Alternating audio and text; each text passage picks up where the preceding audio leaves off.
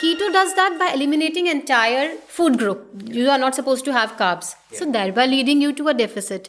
Paleo does that by eliminating processed foods, thereby leading you to a deficit. And IF does that by eliminating entire window of eating, that you cannot eat from this to this time, which is why you end up being in a calorie deficit. Yeah. So ultimately the route is towards calorie deficit. So why not eat and enjoy those foods which you like eating and be in a deficit and lose fat as well.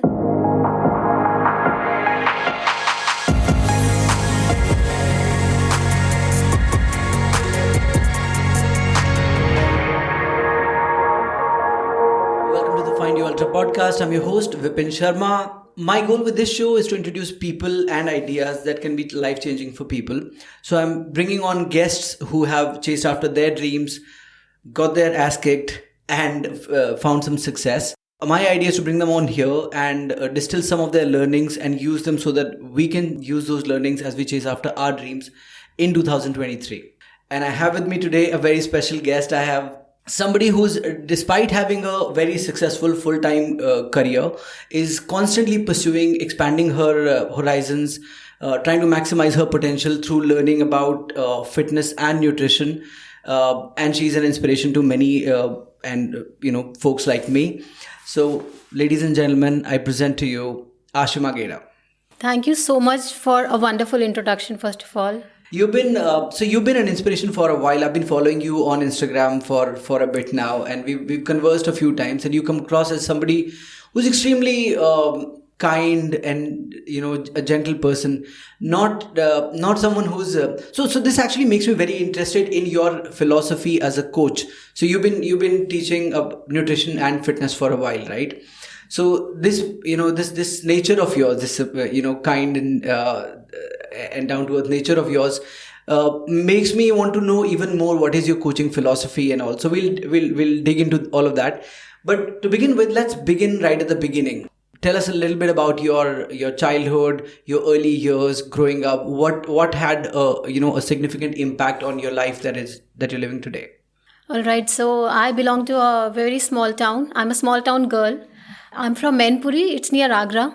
And I've been brought up in a joint family, a typical Punjabi joint family. And I've done my schooling from Mainpuri itself. And after that, for my graduation, I had gone to Gwalior, where I came across to, understand what can be my profession for life. And thereafter, I chose that line where I am in right now.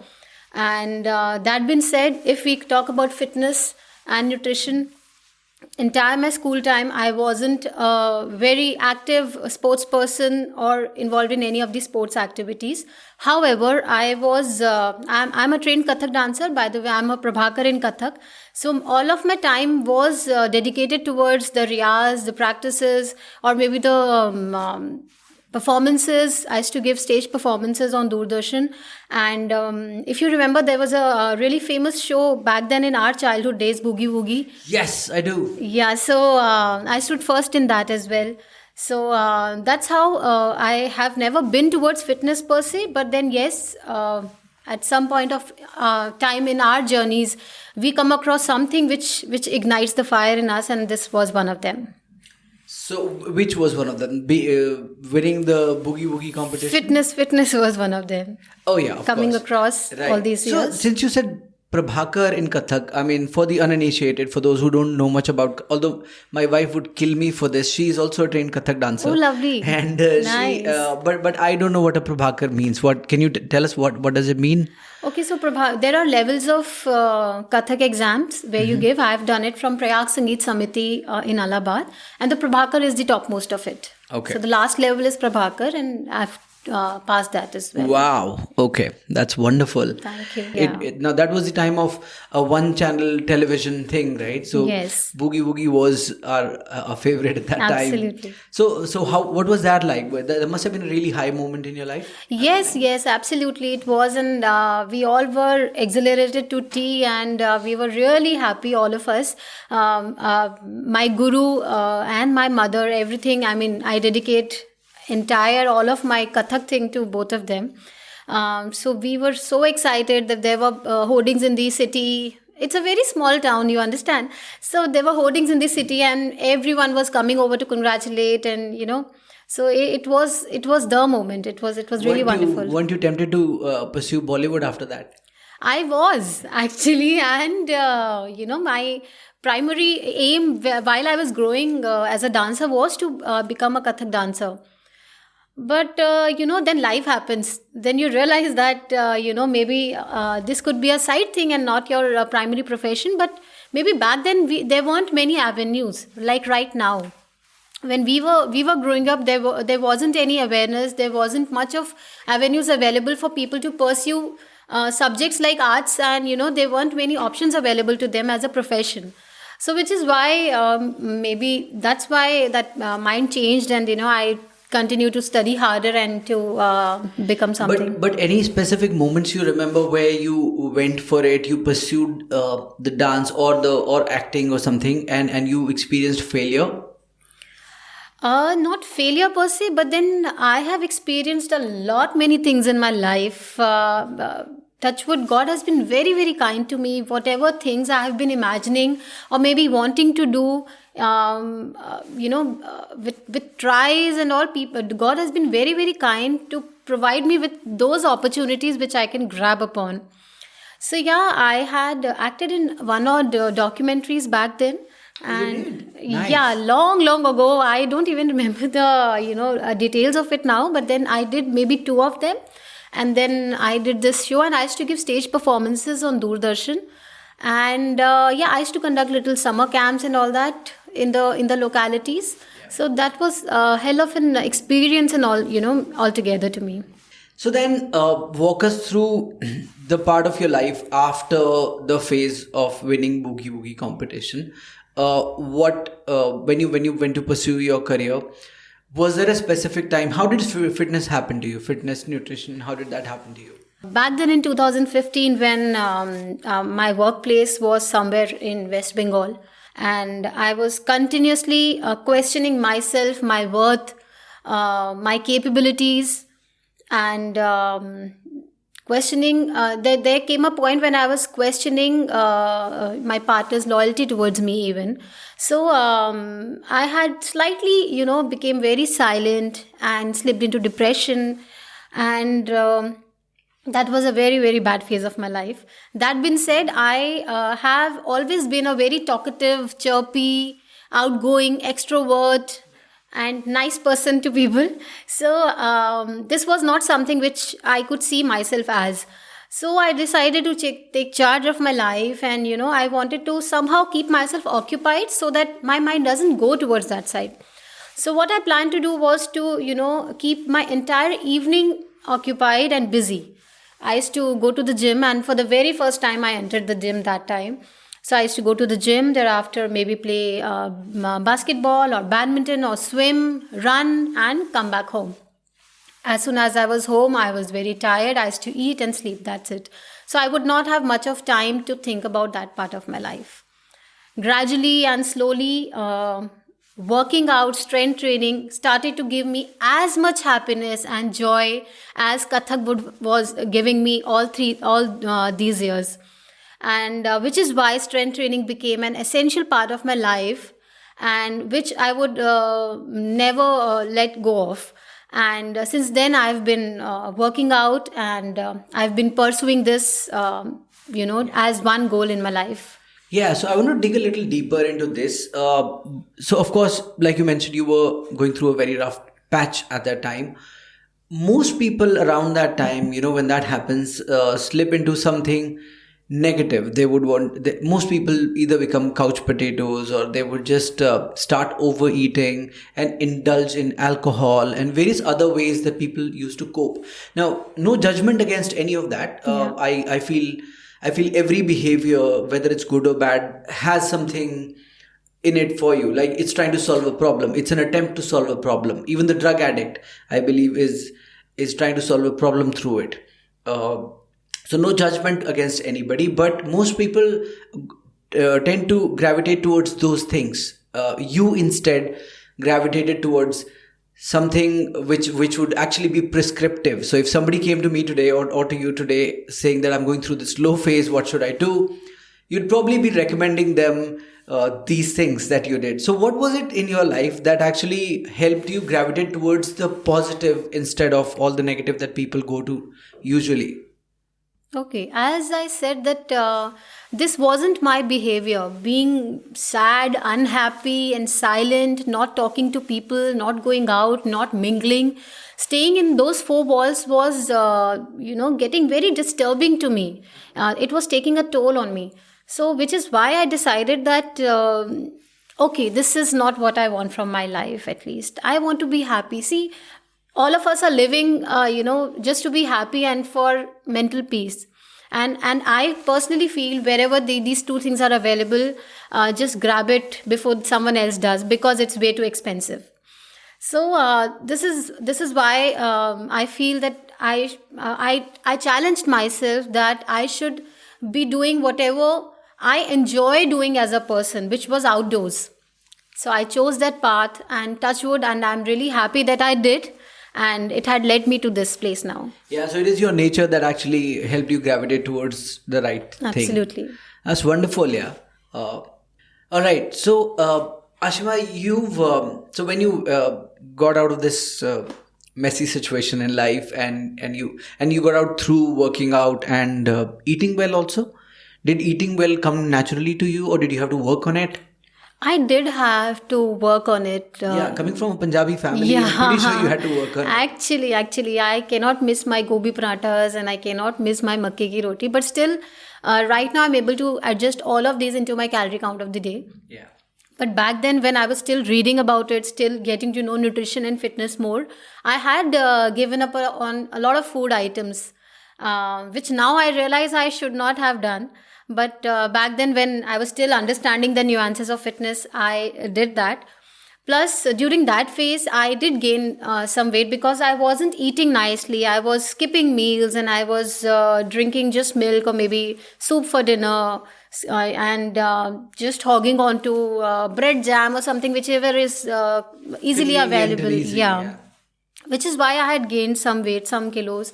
And it was that weight which was troubling me, and I wanted to shed it off as quickly because, as I said, I wasn't that in the first place.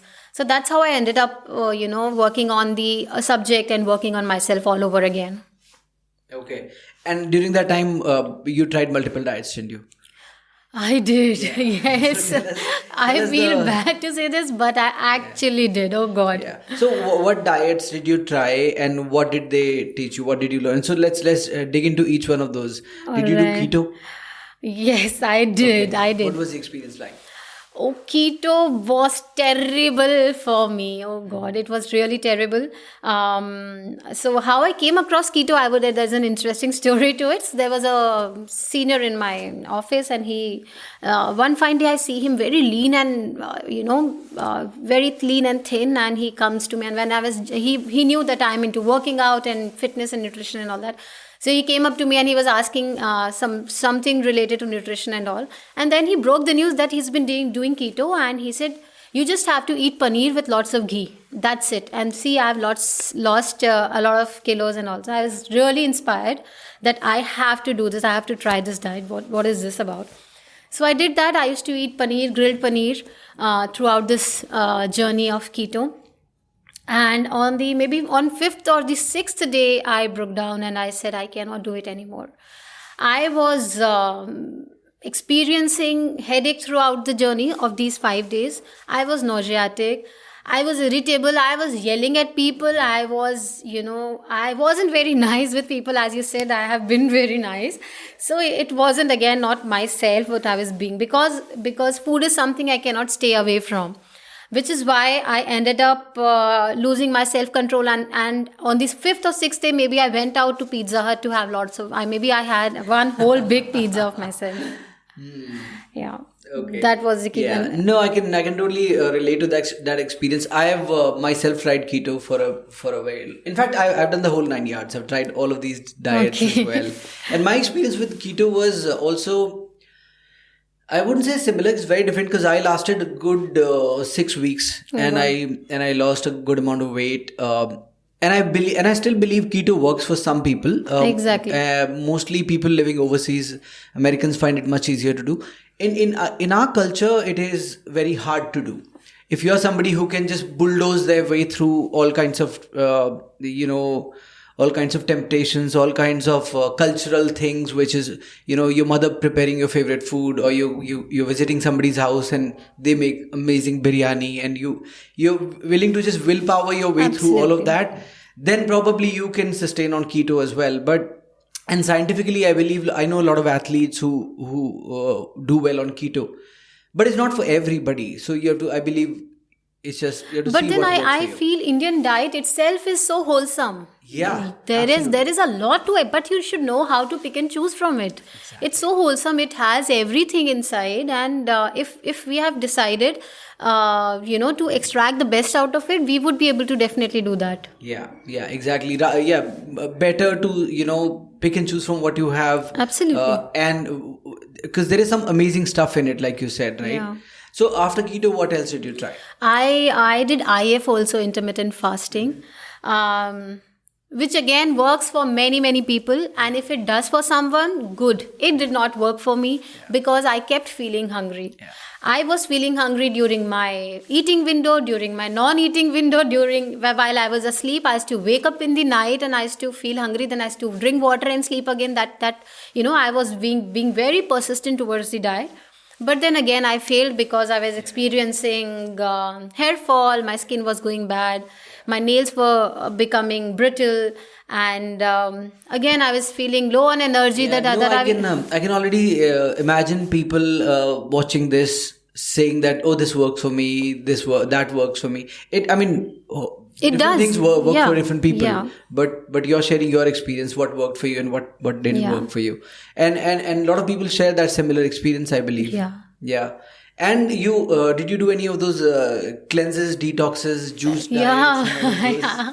I'm really feeling bad about all of this, that I tried all these at some point of time. I tried this juice diet. So there were different juices for the different time of the day. I used to drink those juices. Some of vegetable juices and some were of purely fruit and some mixed juices. I did that as well. But again, people have seen some benefits on their skin and hair and their health maybe during the trial of these diets and all, cleanse diets and all that. But they were again not for me. Yeah. So you've been through all of this and you've studied nutrition.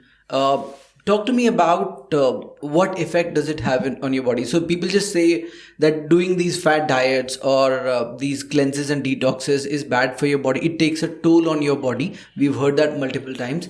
But I'm not sure a layman understands what kind of toll it takes on your body. What happens to your body when you try these things? Okay, so first and foremost, anything, if you're looking at nutrition, it is not a short-term thing. We should never pick anything which is fad in nature, all right?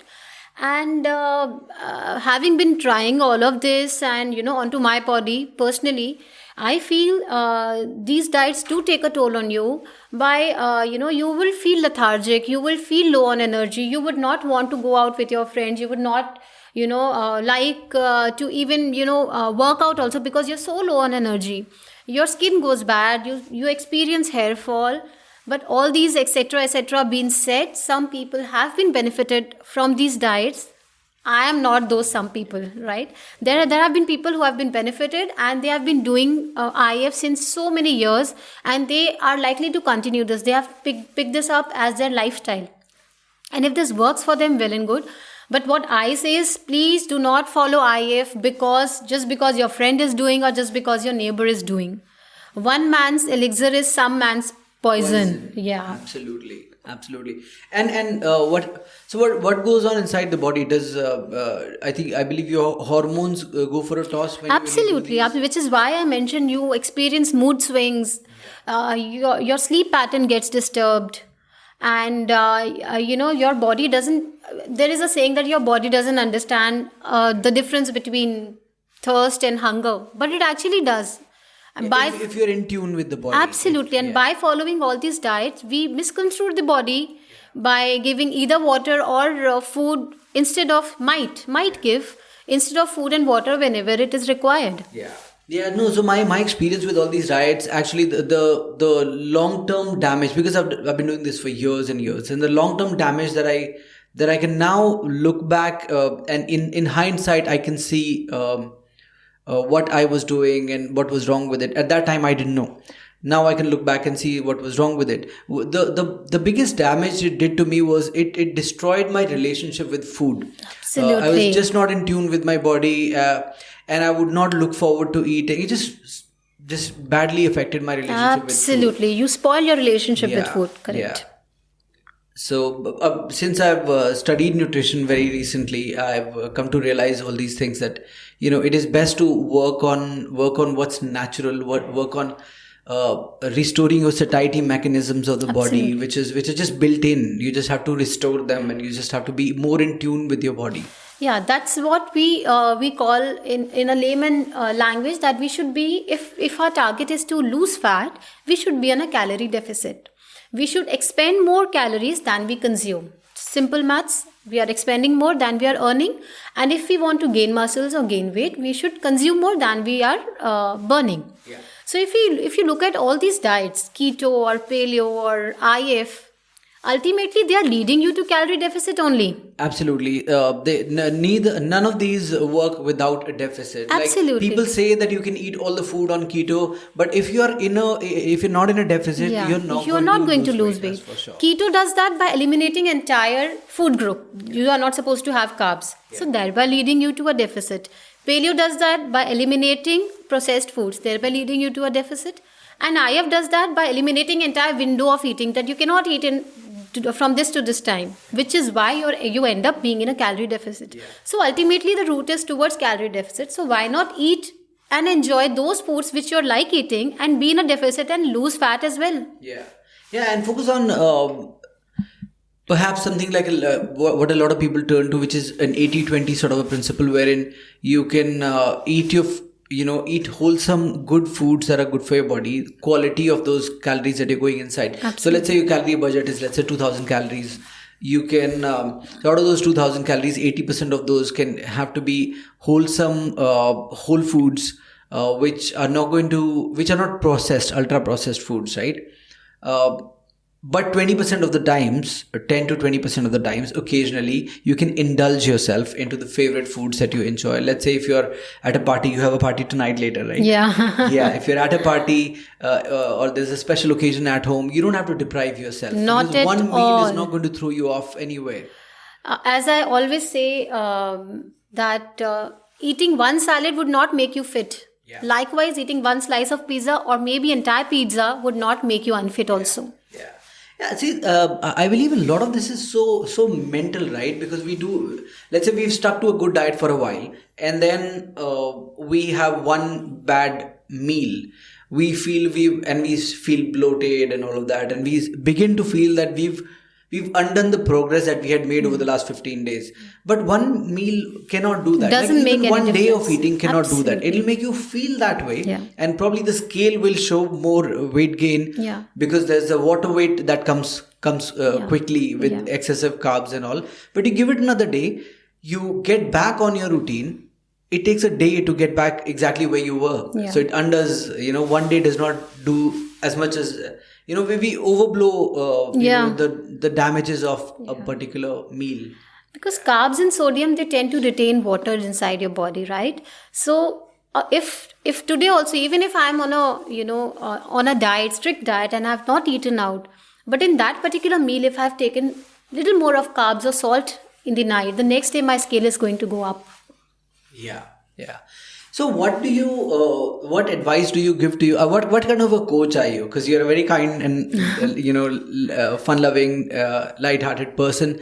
But what kind of a coach are you? Are you a strict coach who's like David Goggins, that you have to do this? Okay, so firstly, I help people.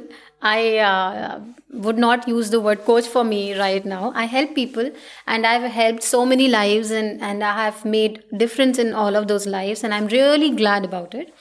Coming on to the person and how do I, maybe train them or help them meet their fitness goals is, I call spade a spade. I'm very, very upfront and cut and dry when it comes to, pointing things out for them. But then whenever they, declare it to me that, they're going out, or maybe they want to have a pastry or they want to have this, It's there in their menu. They can totally But have it. what do you tell them if they say you allowed them a pastry and then they ate the whole cake and and they had 4 beers and then everything else that was available? What do you tell them? So I just tell them, you had a nice time with your friends and family. This time is never going to revert. You had a nice time, you enjoyed. Now from tomorrow onwards, get back on track and don't think about it. It's okay.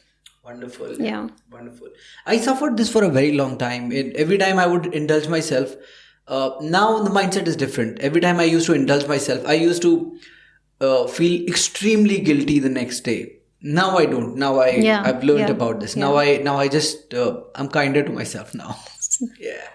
So what role do you think mindset plays in the whole thing? Do you ask people to meditate? Do you meditate yourself? Is meditation a key part of your strategy? Actually, I'm very poor in meditating. I tried it a couple of times, but then it should be a part of our routine, and I'm really wanting to start it myself first. That being said, there were few people who were doing it, and they have experienced, their relationship and their mind to be more controlled towards a diet, towards workout, and they have seen better results in achieving their fitness goals.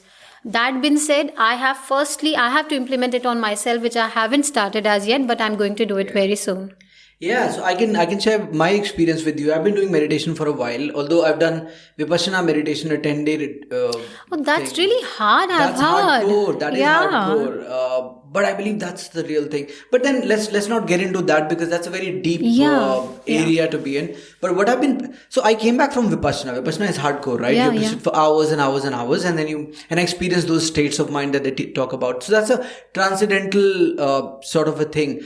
I have in mind a guest who will actually talk on the podcast about meditation. He's currently away on a Vipassana retreat. He goes away for a month. Lovely. Every year. So he will be here soon, hopefully. We'll discuss Vipassana deep with him. But when I came back, I found it extremely hard to make time for meditation because I'm also a long distance runner. I'm out on the course for hours and hours, and then you have family, and then you have a full-time day job. And then you have writing and other passions that you want to pursue. How do you make time?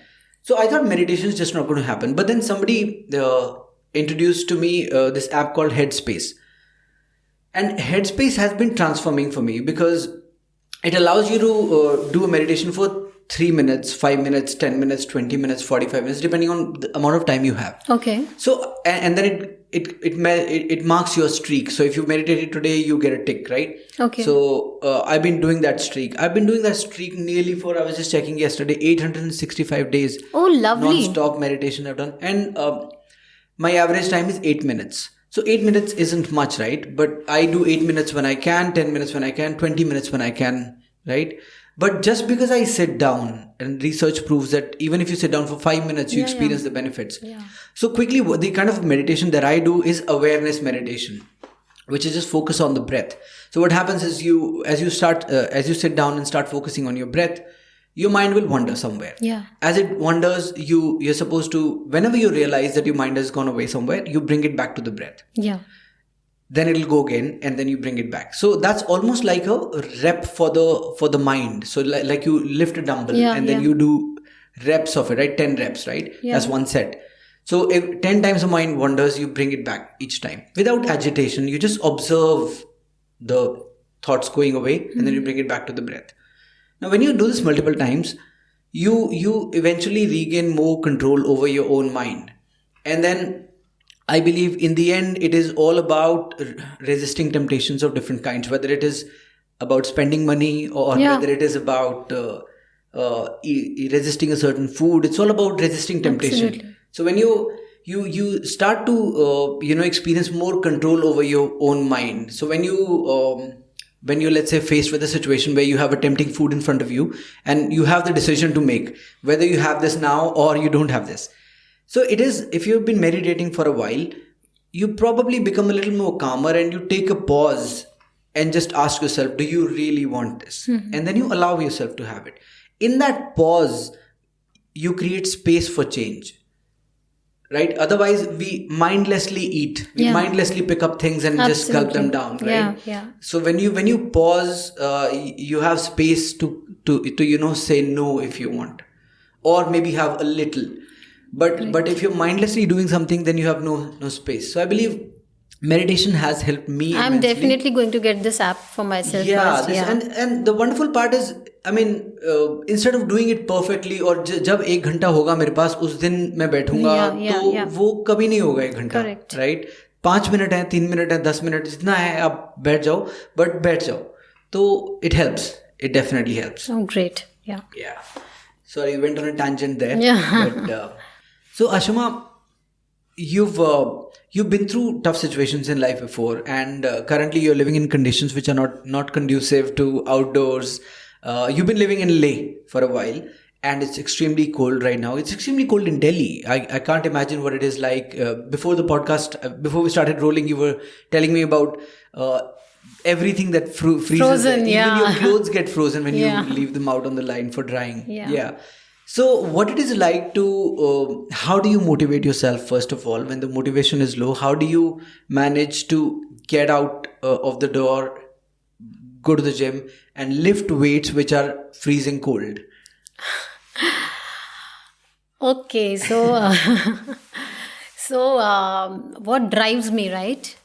I would ask you, what drives you? What drives your car? Engine, right? Yes. So fitness is that engine to me. My working out, strength training, exercise, outdoors is that engine to me, to my life. So I really have to push sometimes, push harder, to myself, that just make it to the door of the gym. Just reach the gym, and thereafter rest of the period is going to be heavenly, which I'm very sure of it's going to be.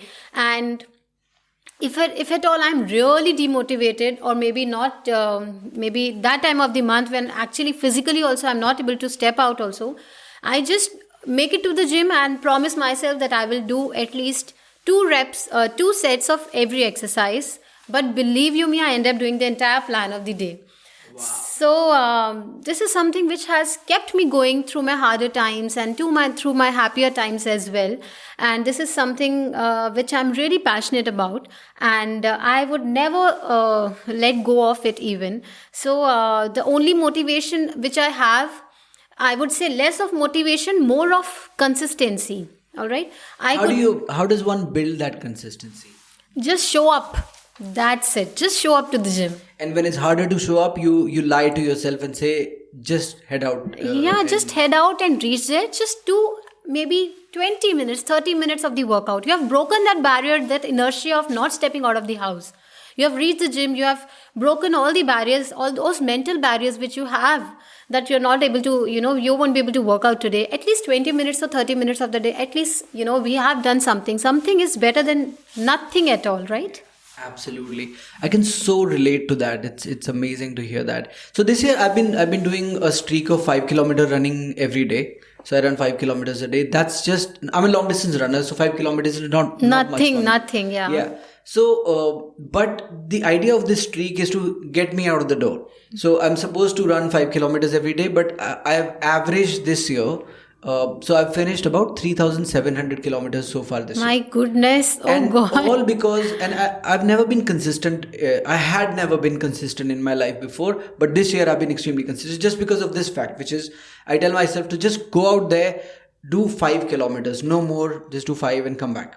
Another thing, doing a lot more. Sorry, yeah. Another thing which I've discovered for myself personally, I don't know how well it goes for others, but I do tell this to others as well. Dress up nicely. I wear good clothes to the gym. On the day which I am least motivated on, I dress up nicely. I wear good pants, good shoes, new shoes. I make my braids and I pamper myself. I dress up nicely and go to the gym, hit the gym, and put on some good Punjabi music. And that is how I create boundaries around me, and I'm working out like a beast.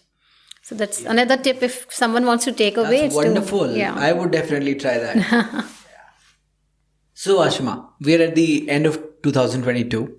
We are going to be entering 2023 very soon. What do you think are some of the habits that people should build, nutrition related habits that people should build in 2023? Or let's say not just, I don't want to restrict it to nutrition only. Let's say fitness, wellness, anything that, helps them achieve robust health. Okay, so there are 4 5 things which I personally do. First, so these are all a mix of personal habits and nutrition habits. Okay, first and foremost, pray and be grateful. Gratitude is something which should be there inside you from the beginning for every little thing whichever you have. All right. Second thing is try and wake up a little early. This way you will give your body time to reset the clock and hit for the day. If at all you enjoy working out in the morning, you can do that, or maybe go for a walk or something, whichever physical activity you enjoy, because this is something which is signaling the body that now I am up and up for the day. Thirdly, we should never label food as good or bad. No food is good, no food is bad. One food is just more nutritious than the other, and the other one is less nutritious than the first one. We generally label calories, good calories and bad calories, good food and bad food. Every food has got calories. It's a unit, right? A liter cannot be good liter and bad liter, right? In the same way, food is food. The calories which that food provide comes, but then the nutrition level is something which we should be worrying about. So it does not nourish your body. Yeah, exactly. So if at all I have got 100 calories left for the day, I can have 100 calories ka full apples also, and I can enjoy a donut also. If at all I have to break the monotony of my diet and I've been very consistent throughout the week, I might as well give myself the donut. I would not die and eat apple. And there are some people who, you put across these questions that I'm not able to lose those 5 kgs, last 5 kgs. I've hit 65 now, I want to be 60, and I only ask them, will you feel happier and at peace if you lose those extra 5 kilos? I would be at those extra 5 kilos and enjoy myself with a slice of pizza. So my mindset towards this is little different. I am not looking at weight loss. I'm not looking at gains. When I work out with an intent to have a good body, to have a good mind and body and soul connection, to look aesthetically good. I do not work out to lose or to gain. Gains and losing fat happens incidentally to me. So all these things, they maybe over these years by reading and studying or maybe implementing, I've gotten to know. But the newbies who are just new to this thing and they just want to lose fat with a flash of second would take time to understand. But this is what the future is, right? We have to be sustainable more than quick. Yeah. Our approach should be sustainable in nature. Next point is always prioritize protein in your meals. Even if I'm out, I have a buffet laid out, I always look for omelette, I always look for boiled eggs. It's not that I'm being very harsh on myself. It is that my mind is conditioned that way that I have to, and I'm happy about it. I'm really enjoying eating boiled eggs than indulging into something which is samosa or maybe pakoras. It is not that I'm forcing myself in any which way. It is something which my mind and my body has been conditioned and has been performing the way which I want to, and which has been leading me to my fitness goals. And lastly would be, do not run away from carbs. They are not your enemy. They are your friends. They provide you energy to work throughout the day. They give you energy to work out. They give you energy post workout. So they are not your enemies. You just know how to fix your simple and complex carbs throughout, your diet plan of the day, and you're good to go. Okay. What advice would you give to somebody who absolutely loves junk food? Who absolutely loves junk food? This is my husband, and I've been telling him that you enjoy all of these. You can have, cheat foods, but just one meal at a time. If we are indulging, over the weekend, it would be either dinner or lunch or something. So we calculate the calories for that day in that manner that I'm able to fix in one chicken burger and a can of Pepsi, some French fries within that calorie count of the day. So you have to be you have to put a little extra effort to count those calories for the day, and I think your life will be very easy. Okay, wonderful. So, just circling back on the point that you made earlier about the habits that people should build in the new year. I totally agree with you, especially the point that you made about the mental side of workouts. So how it makes you feel mentally when you work out. So people focus, I think, way too much on just the aesthetics and weight loss and the other benefits of it, but not enough emphasis is put on how it makes how it sorts out your mind and how it makes you feel after the workout. Absolutely. Yeah. Wonderful. So what's your version? So the podcast is called Find Your Ultra. What's your version of an ultra life, and how do you think people can find their ultra life? I am living an ultra life. I have no doubt. I don't know what that means, but I can just see you and your energy and your Instagram page and your life on Instagram. I can tell you're living an ultra life already. Truly, and I'm so tell us what that blessed. means. Yeah, I'm so blessed. And I'm really thankful, and by the grace of God I have been achieving all the milestones, little milestones in my life which I've set for myself. I've been achieving them successfully. When I was I was a small girl of a small town. I wanted to become a dancer. I achieved that. I used to give performances, and I had a little fame for myself. And thereafter I wanted to join the profession which I am right now in. By God's grace, touch wood, I was there, and it's been so many years working right now. Thereafter, one fine day, I found my passion in fitness and nutrition, and I am here right now. And which is why I said that I am living an ultra life. I'm really happy. God has been very, very kind to me. That being said, there are some more milestones which I have set for myself, for my future.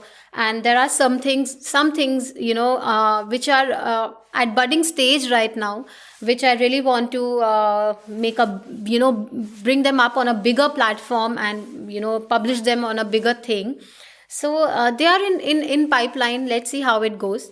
Plus for those, people, for the people who want to live an ultra life, to achieve their ultra, I would say just pray and be very, very grateful to whatever little and whatever big God has been, giving you. And work out, eat good food, eat nutritious food. Whenever we eat nice and good and nutritious food, it shows on our health, on our skin, on our mind, and the way we speak. You become humble, you become nicer to people, full of gratitude, and never ever skip a leg day. Leg days are very, very important, and work out hard and be nice to people. It's always good to be happy and nice. Amazing. This has been wonderful. Now, before we go, tell people where they can find you. Oh, gladly. So I have an Instagram page with the name Witness My Fitness WMF. Witness WITNESS, My MY Fitness FITNESS WMF. It's on Instagram, and hope you all like the content. Please go visit the handle, and if you like and enjoy some of the stuff, please drop a like and share this stuff. I'll be more than happy. So if you don't already follow Ashima, please follow the handle that she just mentioned. And speaking of follow us, like, share, subscribe, whatever Absolutely. the usual protocol is. Here as well. Absolute pleasure, Ashima. Thank you. Thank you very much for having me.